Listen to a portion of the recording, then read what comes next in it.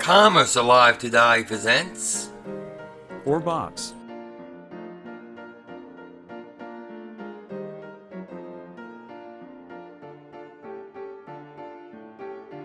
Ohrbach's first store opened on October 4, 1923, in the fire-damaged building where Adolf Zukor operated the world's first Nickelodeon. Founder Nathan M. Ohrbach launched his store with partner Max Wiesen, a dress manufacturer.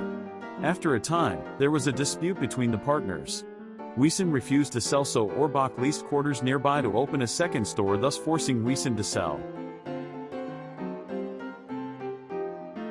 When Ohrbach opened his store, he believed in cutting service to the bare essentials and sharing the savings with his customers. He also priced his goods in even numbers, while most of his competitors priced their goods in odd prices. Wiesen brought women's ready-to-wear in the form of job lots, seconds, manufacturers' overstock and irregulars.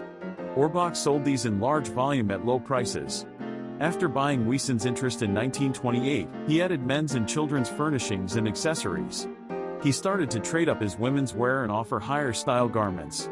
Other policies formalized at this time were no price advertising, minimal sales force, no alterations, no deliveries, cash and carry, and no special sales periods.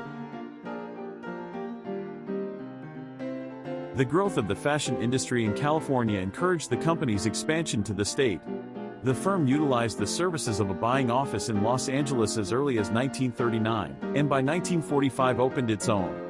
In 1948, it leased 3 floors in the mezzanine in a wing of the Welton Beckett William Wordman designed Prudential Insurance Company building on Wilshire Boulevard's Miracle Mile.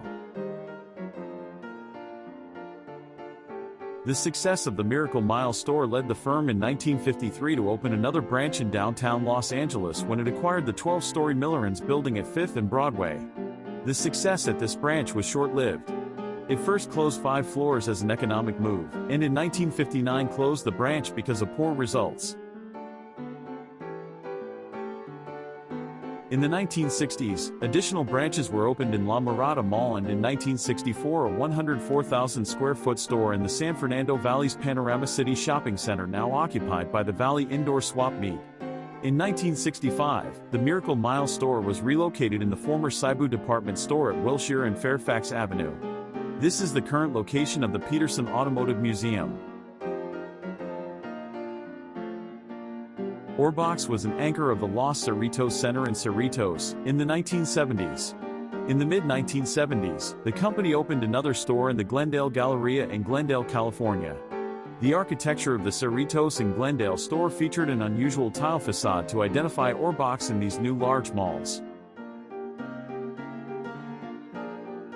Ohrbach supplied clothing for the television soap operas The Edge of Night, All My Children, Dark Shadows, The Doctors, the short-lived weekly drama Coronet Blue, comedies Mr. Ed, I Love Lucy, The Donna Reed Show, and others.